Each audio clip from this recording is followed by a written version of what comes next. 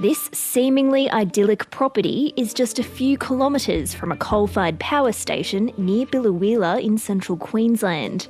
Grazier and industry steward Larry Acton was downsizing when he bought it in 2021 as a breeding and grazing operation which he runs with his son Richard.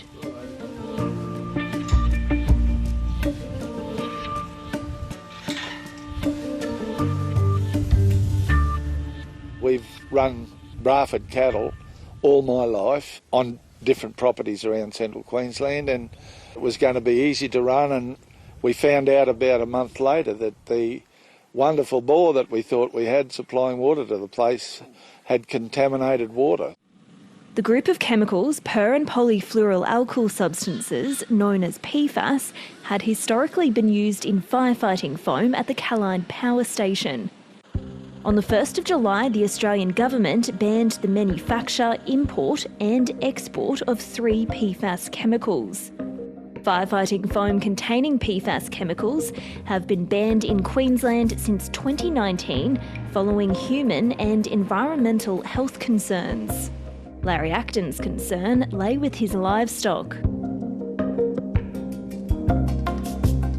We started to see a lowering of the percentage pregnancy rate in our breeders and some calving problems.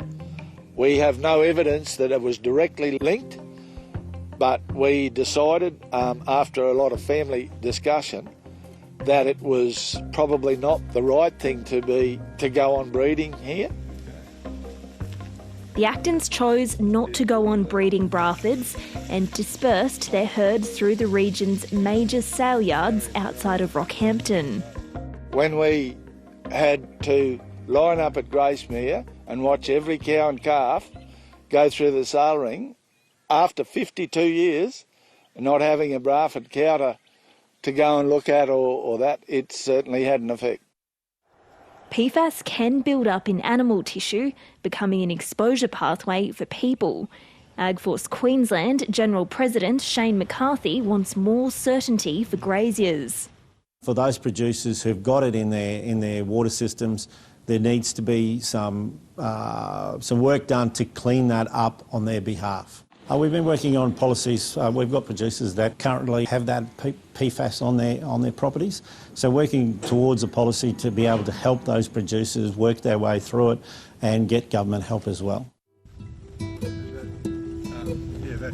CS Energy, the state government-owned company and major shareholder in the power station, has installed a filtration system on Larry Acton's property for human consumption, but cattle still have to drink the tainted water. It's completely changed his operation. We buy young cattle, grow them out to feeder weights and turn them over in 3 to 6 months. The difference being that if we had breeders here, some of them might be here for 8 or 10 years, and obviously the level of PFAS in the blood and the meat would build up a lot more than what it does in 3 months.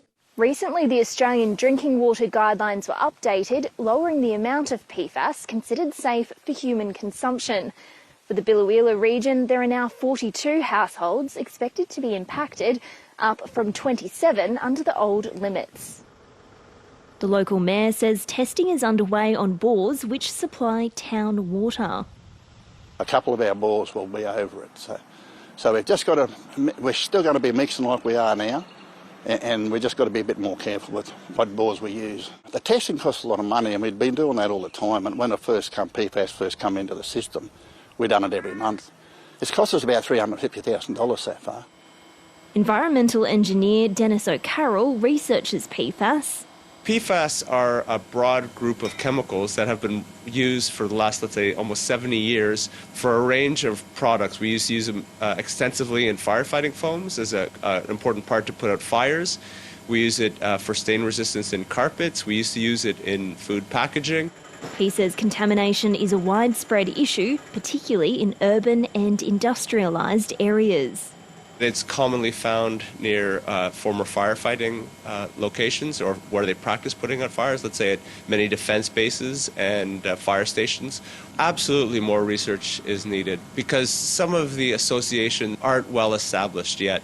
And more research is needed because we need to know what the right limit is of PFAS coming into our bodies. The Federal Department of Agriculture says affected producers are supported through the government's PFAS National Environmental Management Plan. To narrow it down to one type of animal that you're saying is then contaminating people getting PFAS into people is a little harsh. Currently, there is no maximum residue limit set for meat for human consumption in Australia. Food Standards Australia and New Zealand says the risk for consumers is low. There would be more contaminants in overseas products than our own products because we are such a clean, green product that we use. But Mr Acton is still concerned. There is no regulation that says that we've got to do anything about livestock and beef or animals. Until a government tells them that that's the case, we won't get anywhere with CS Energy. I'm worried about our overseas markets, potentially, at some stage in the future, having to respond to those overseas markets' demands for low levels or no levels of this chemical in the meat that they're buying. Already, the EU have set an MRL, a minimum residue level for this chemical. And the sooner that we do that and get rid of those, out of those ground sources, the better for everybody. CS Energy says it's supporting landholders with PFAS levels above the Australian drinking water guideline limits. With the health of the community, its top priority.